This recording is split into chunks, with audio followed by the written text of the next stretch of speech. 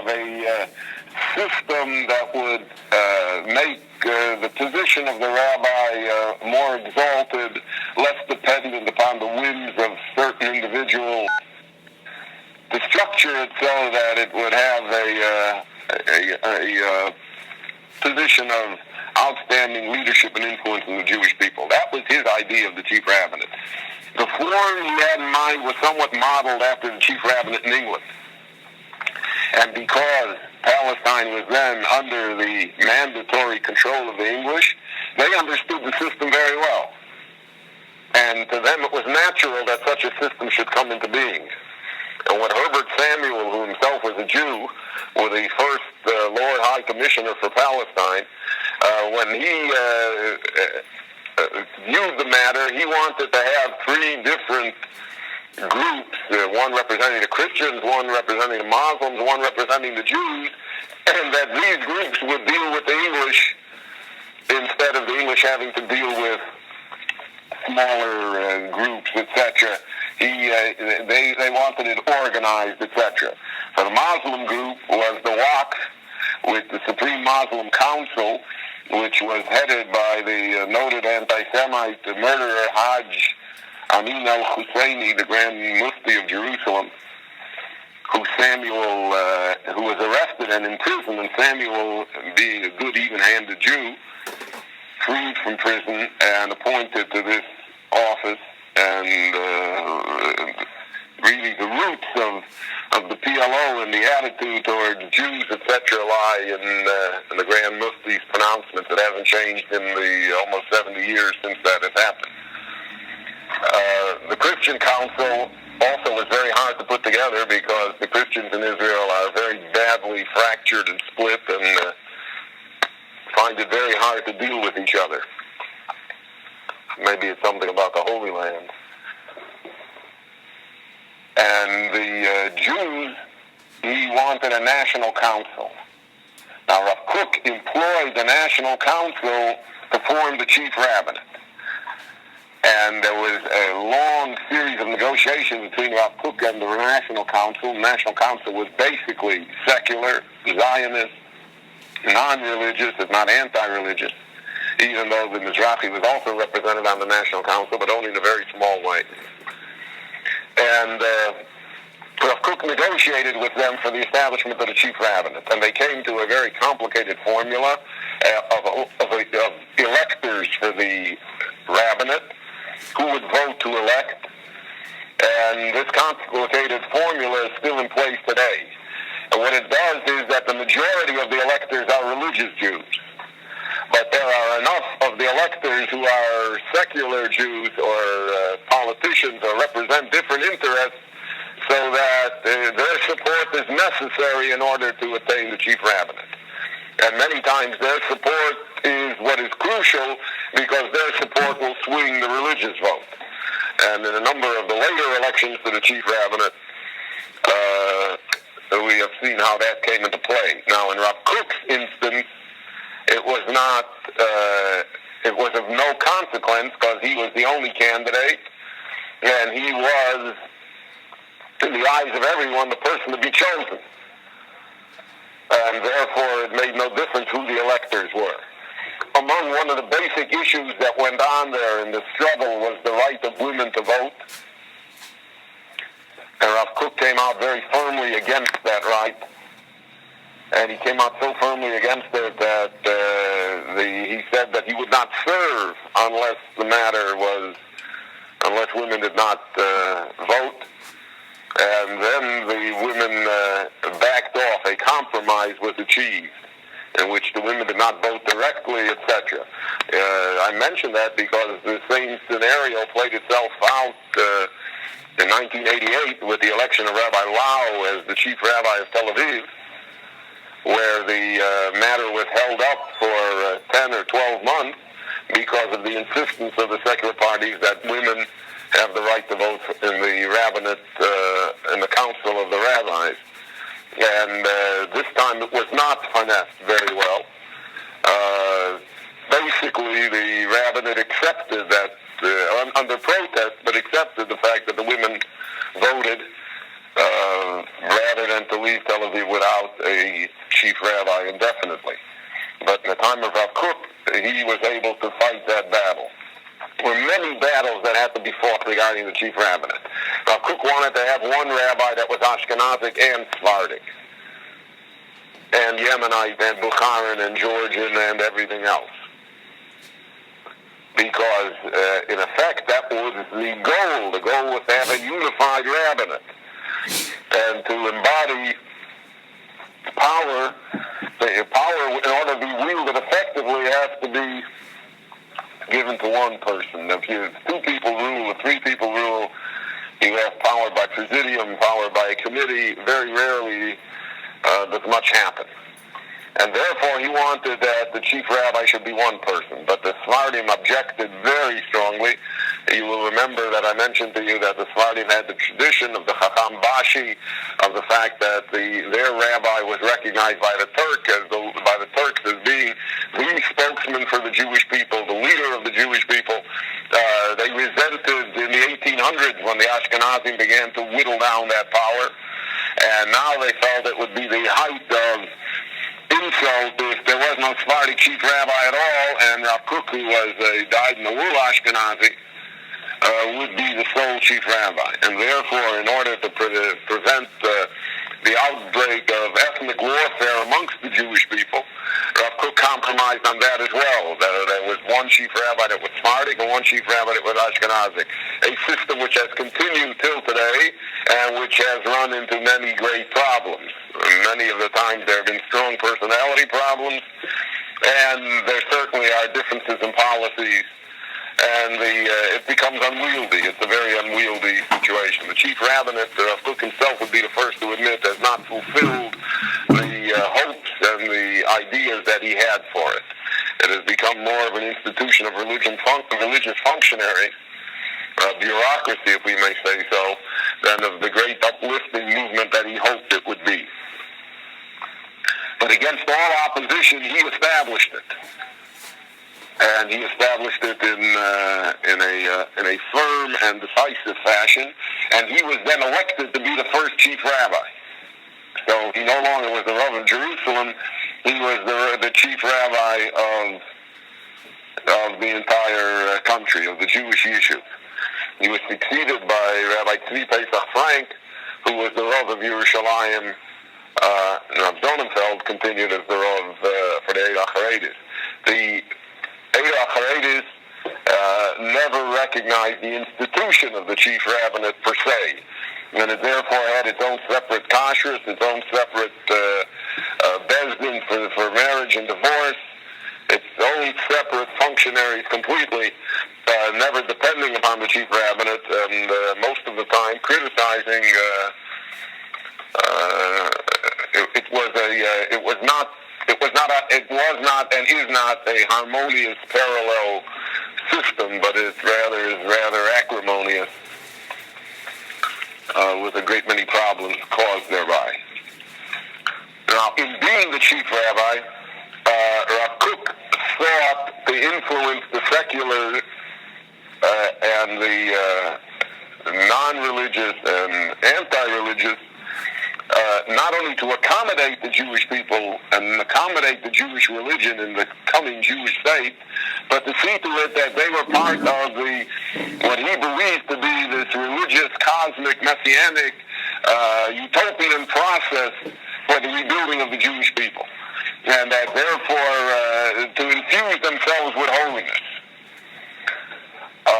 I think that in retrospect we can say that Rav Kook was very badly used by the Zionist organization. He was exploited by them. To a certain extent there was a naive streak in him, because they used him for what they wished to, and they really did not give him the due that he was entitled to, nor did they grant any of his major requests, nor did they bring any holiness into their situation.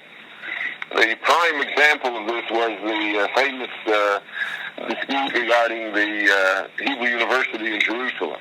In 1923, the Zionist movement had the great idea that they would build a Hebrew university in Jerusalem. And the Hebrew university was meant to be the high point of Jewish scholarship and of Jewish intellectual accomplishments throughout the world. Money was raised. The old campus was built on Mount Scopus. And no one less than Sir Arthur James Balfour, the author of the Balfour Declaration, arrived to participate in the dedication ceremonies of the Hebrew University.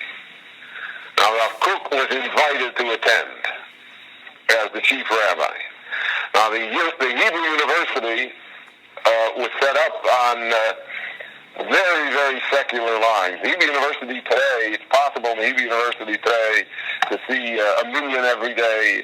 It's possible to see professors and students with their heads covered. It's a different situation today completely. Today it's a college. It's not a symbol of anything. It has never achieved, it's not Harvard, it's not Yale, it may not even be Brandeis. It's a college. And it has many competitors in Israel as well. The Technion, Tel Aviv University, Beersheba, there are many competitors, and there will continue to be. It is not, no one in the world thinks of it as being the center of Jewish learning in the world. But when they founded it, that was the idea. And because since it was a secular university, so the religious groups objected. They objected to its being thought of in those terms as the center of Jewish learning. The center of Jewish learning was Torah. The center of Jewish learning was tradition. And here, not only was this not Torah and tradition, it was anti-tradition, because the Hebrew University established a department for Bible criticism. In its Judaic Studies department, it had a strong and pervasive curriculum that in effect denied everything that was holy about the Torah, that denied the Masorah, the heritage and tradition of the Jewish people, and that remained virulently anti-religious and anti-Bible for many, many decades, even until today. There are very few places left in the world today that take biblical criticism very seriously.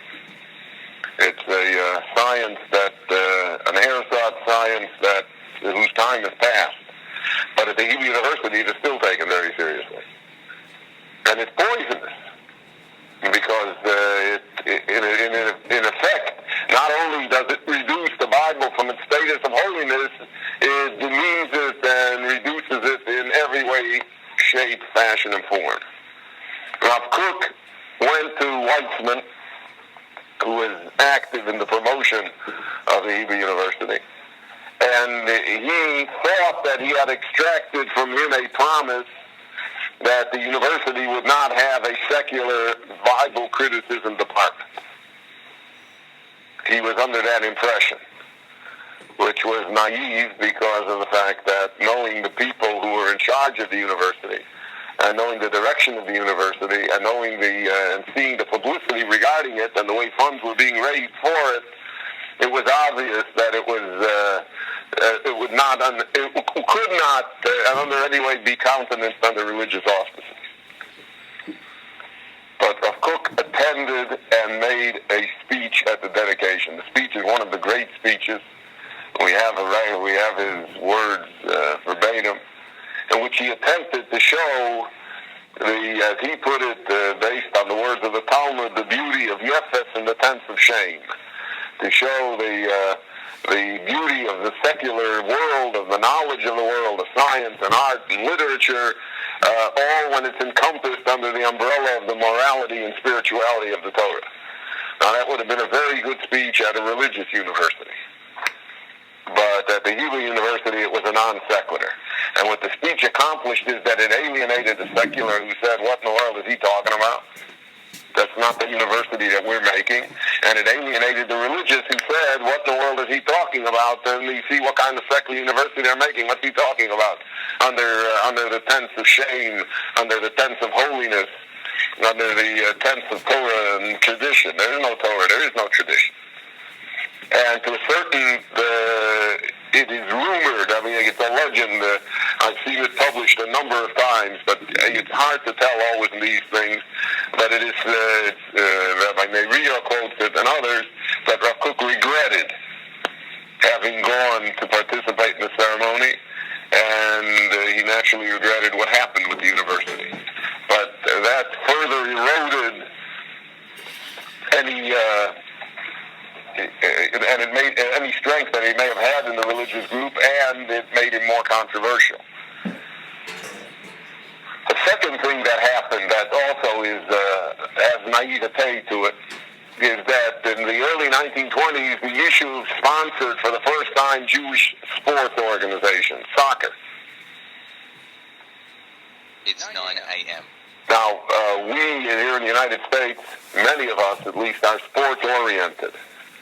And therefore, we grow up with sports, and we understand organized sports, and we live with it.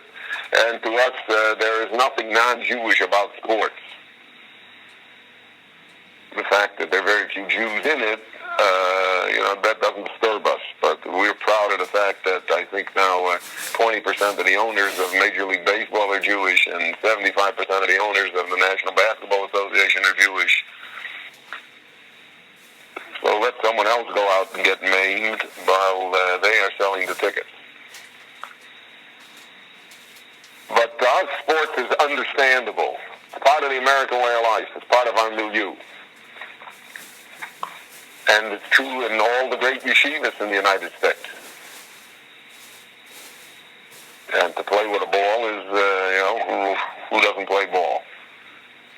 But in Europe, sports, organized sports, was a sign of Jewish radicalism. It was a declaration, usually by the left, of its intent not to abide with Jewish tradition. And the sports groups, therefore, usually always played on Saturday. The costumes themselves, if for men immodesty counts, right, were considered immodest. In general, it was a statement of a complete departure from the past.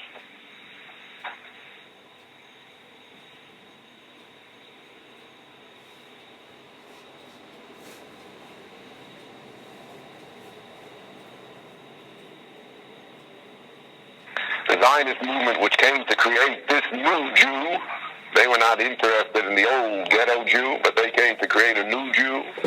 So the part of the new Jew was not only his blonde hair and blue eyes and his shorts and his sandals, but part of it was organized sports. And the sports leagues became very, very important. Rav Kook wrote a letter in support of sports. Now, the letter itself is also a remarkable piece, because there's a great deal of naivete, innocence in the letter. Because he writes about the letter, he writes in the letter the way my rebbe in the yeshiva used to tell us, the guy should go out and play ball for an hour so they should have a better body, and they'll be able to learn Torah more, and they'll be, work off their aggressions, etc., etc. That wasn't the idea of sports, and that's not the idea of sports in the United States either. The idea of sports is to win. The idea of sports is to make money. The idea of sports is to make a social statement, and the idea of sports is to create new heroes. And therefore, the letter in support of sports, where he writes of in almost the messianic terms of the rebirth of the Jewish people, and therefore the rebirth of the Jewish people has to have the rebirth of the Jewish body, etc., is a non sequitur. It doesn't fit the situation. And again, he came in for widespread disapproval and criticism because of that. Because others saw it more clearly, but others saw it in more stark terms, what the real result of this was going to be.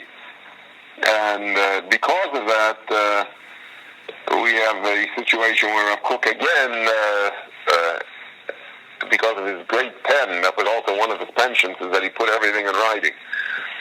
I once had a law professor who said, never put anything in writing. As we said, that's the first rule in legal, and one's legal education is never to put anything in writing. I have a drawer full of unsent letters that are magnificent. but they've never been sent. I find that to be very therapeutic. I mean, it's cheaper than a psychiatrist, and it it enables you to use your literary talent and to vent your feelings without damage, as long as you don't send them.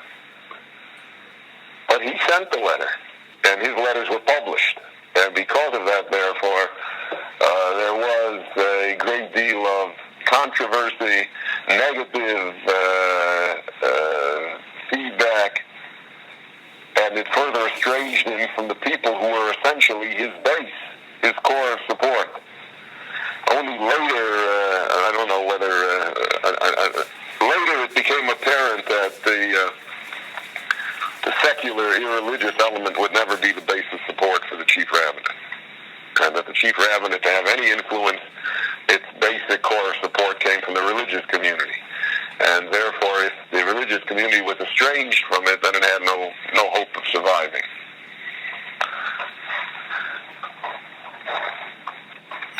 At this time, one of the great luminaries of Poland, the Gerrer Rebbe, the Rebbe of Ger, the son of the Sfas Emes, came to visit Eretz Yisrael. Now, the chassidim of Ger were always encouraged to settle and invest in the land of Israel.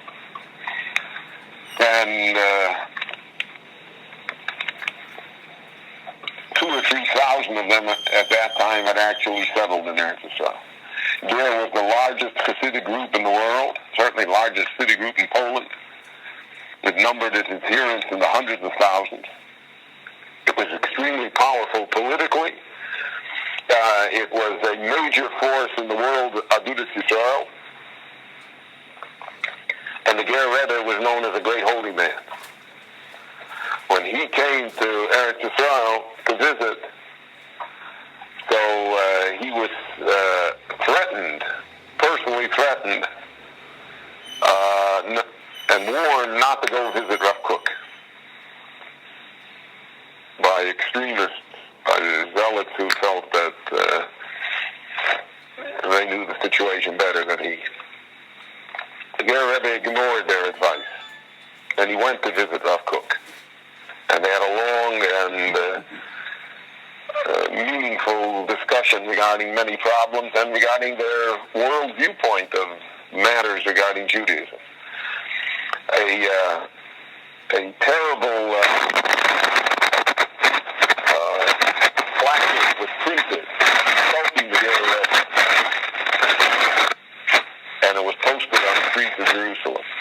And it caused such a furor that the World Aguda demanded from Rav Sonnenfeld that the perpetrators of it be punished or excluded. Sonnenfeld answered that it wasn't within his power, he didn't know, etc. He got out of it. But it enraged the followers of Ger, and Ger chassidim are not a group to be ignored or insulted very lightly. When the Gerrer Rebbe was asked his opinion of Rav Kook and of Rav Kook's ideas, so he summed it up very brilliantly in what the Talmud tells us about Rabbi Meir. The Talmud tells us that Rabbi Meir was the greatest man of his generation, the greatest man in Torah, the greatest Talmud Chacham, the holiest, the greatest person. So the Gemara asks, if that's the case, why is the halacha not like Rabbi Meir? If Rabbi Meir is the greatest, why do we paskin against Rabbi Meir? We paskin like Rabbi Yehuda many times against Rabbi Meir. So the Gemara says a cryptic statement, because we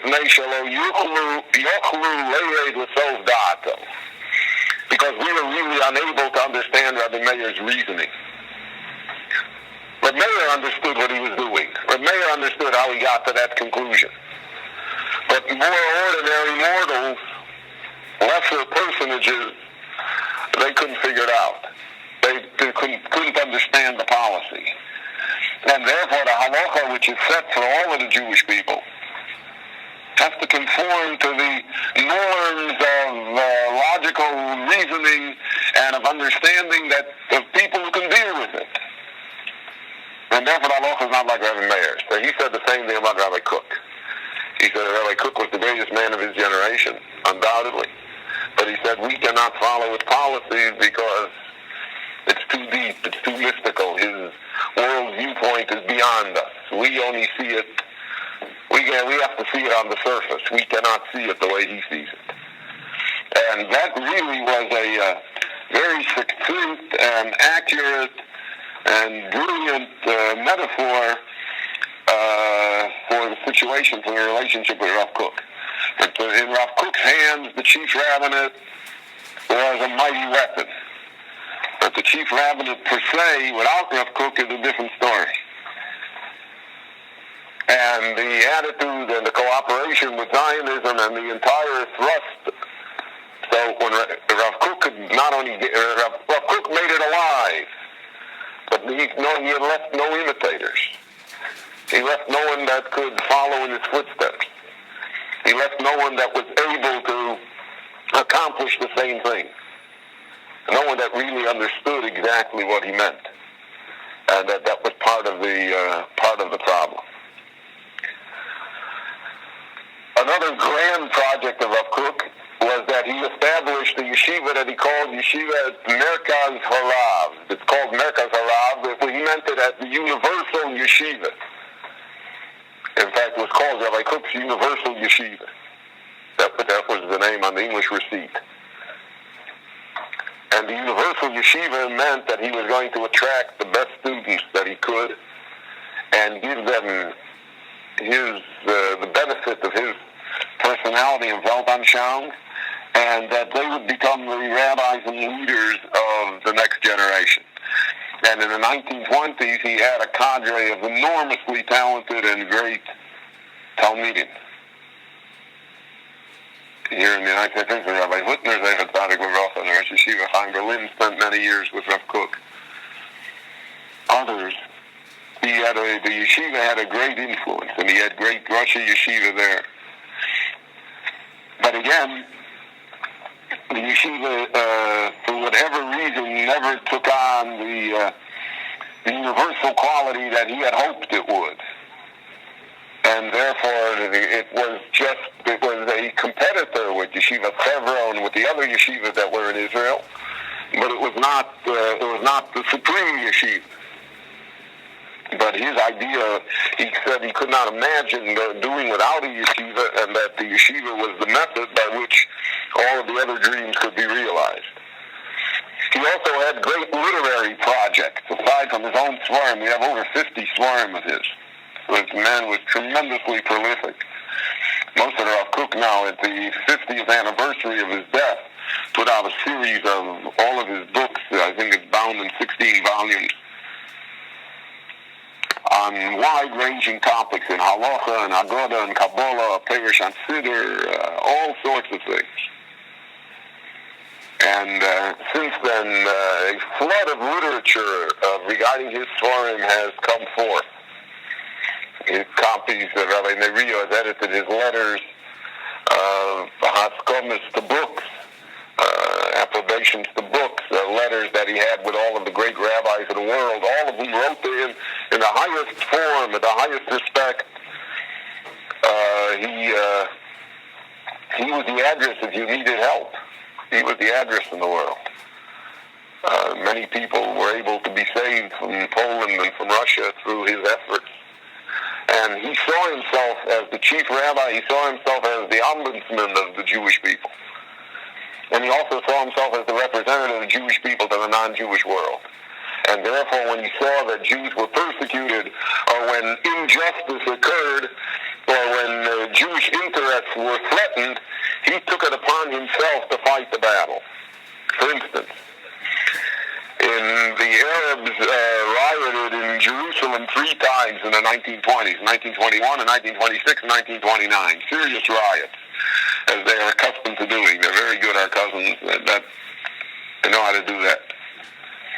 And all 3 times the British finally put down the riots, and they put it down brutally, with more loss of life than is taken over the uprising in the occupied lands over a year. The British did it in a month. But that was a different time. Now, part of the struggle was regarding the Western Wall, the Kotel, the Western Wall. The Mufti of Jerusalem insisted that the Jews had no right to it. And many times Jews would go to pray there and they would throw garbage on them. They would empty chamber pots on them. Now today when you go to the Western Wall, you see this enormous plaza that can hold tens of thousands of people. And you see all of this open space. But that's not the way it was before 1967. It was a narrow alley that had room maybe for a few hundred people at one time. And it was surrounded on all sides by Arab houses. And the Arabs objected very strongly to any Jewish services at the wall. So the British instituted what was called a status quo. The status quo is that whatever was at the wall when Allenby came there in 1917, that's what's at the wall now. So for instance, there never was a mechitza all the years at the Kotel Maravi because the mechitza was forbidden by the British because the Arabs would not allow, there weren't benches to sit. You had to stand. And old people that were tired and they brought along a chair or a bench, the Arabs would riot if he brought a bench or a chair to sit on. The Zionists saw in the Kotel Maravi, which was and is the emotional heart of the Jewish people, they saw a rallying point for the expression of the Jewish nationalism in Palestine. And therefore, for instance, on Tisha B'Av, on the 9th day of Av, the Jewish fast day which commemorates the destruction of the first and second temples, the Zionists created a new custom of visiting the wall, that Jews from all over Palestine, from all of the issues, came to Jerusalem to visit the wall. The Arabs protested, too many people, so that became a bone of contention. Every Tisha B'Av, the British had to break up the fight. Part of the status quo was that the Jews could not blow shofar at the Kotel. And one of the instigations regarding the last Arab riots was that on that Rosh Hashanah, a young Jewish man, a teenager, came and blew shofar at the wall, which the shofar is not something that you can hide. He was arrested by the British, and he spent 18 months in jail for blowing shofar. It's interesting that in 1967, when the wall was recaptured, and he was then already a much older person, in the 70s almost, he was brought back to blow shofar again in Rosh Hashanah at the wall. But there arose this tremendous issue regarding the Kotel Maravi. And the British attempted to diffuse it. The British were always interested, naturally, in being the governing body. They were interested in minimizing contention between the groups. So the British finally hit upon the idea that the way to do it was to prevent the Jews from going to the wall. That was the fair way to end it, to limit Jewish access to the wall. Both Rav Kook and Rav Sonnenfeld led processions to come to the wall and daven. Especially on Friday afternoons, because Friday Mincha was a traditional time that the Jews of Jerusalem went to pray at the wall. And Rav Kook wrote a famous letter. This letter met with universal approval, because in the letter he expressed in words what is really the inexpressible feeling of the Jewish people regarding the Western Wall and the Temple and Jerusalem and our homeland. And he expressed it in religious and holy terms in a language that was most moving. Now, the British established a commission to investigate the matter. Rav Kook's testimony for the commission was the strongest testimony of any of the, far stronger than the testimony of the secular Zionists, and it made the greatest impression, and it regained for the Jews the right to go back to the wall, at least in the context of the status quo that England had agreed to. Also, Rav Kook is the one that strongly appealed to England to keep the immigration to Palestine unrestricted. It was as though he saw in his mind's eye that there would come a day when that would be necessary. Unfortunately, in the 1920s, very few Jews came to Palestine. The doors were open, but very few Jews came, for whatever reason. In certain years, there was a net outflow of people in the Jewish yishuv. 10 years later, they would break down the doors to get in, but there was no entry anymore. So Rav Kook represented himself always as the representative of the Jewish people on political matters, not just on religious matters. His defense of the Arabs said that the Jews intend to rebuild the third temple, and that therefore the British cannot allow them near the Temple Mount because the Jews will destroy the mosque on the temple and rebuild the third temple. So he was called to testify before the British Commission to explain the Jewish attitude towards the third temple and towards the Mashiach, etc. And again, in a very astute, diplomatic, but firm manner, he explained the traditional viewpoint, and he explained that the Arabs need fear nothing from us now, and that these matters are not current on the... a part of it was because there were Jewish hotheads, as there are today, who advocate such a policy of blowing up the mosques and etc. So in all of these matters, Rav Kook took the lead.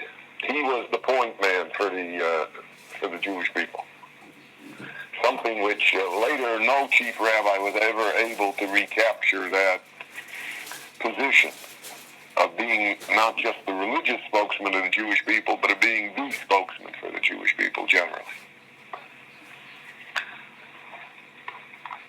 One of the last major incidents in his life, which really took him to his death, he died of cancer. In 1933, one of the leading young lights of the Zionist movement, the Ben-Gurion's right-hand man, Chaim Lazarov, was murdered. He was shot to death on a beach in Tel Aviv. He was taking a walk with his wife. Two unidentified assailants came up to him and shot him dead. Now, Lazarov had begun negotiations then with Hitler to try and get the Jews out of Germany. This was 1933. Hitler already was in power. And the position of the Zionist movement then was that if Hitler would sell the Jews, they would ransom them. They would buy them. It was a very controversial position. On these matters, when we look back in retrospect, no one knows. In the United States, Jewish organizations mounted anti-German boycotts. Maybe in retrospect, when you look at the Holocaust, none of this would have made any difference at all. But as a matter of policy, it's hard to know whether it helped or it hindered, whether it infuriated. So the position of Lazarov and of the Zionist movement was that they were going to give money to Hitler in order somehow to get the Jews out. This was opposed greatly by the revisionists, by Jabotinsky, and by others who said that you don't give money to the devil, and that they have to fight them, and that under no circumstances should there even be negotiations with him. And against this backdrop, Lazarov was assassinated. The labor Zionists, of whom Lazarov was one of the heads, immediately accused the revisionists of having plotted and schemed to do this murder. And a man was arrested. A revisionist by the name of Avraham Yitzchok was arrested and accused and brought to trial. And in the trial, he was first convicted. In the lower court, he was convicted and sentenced to death. Rav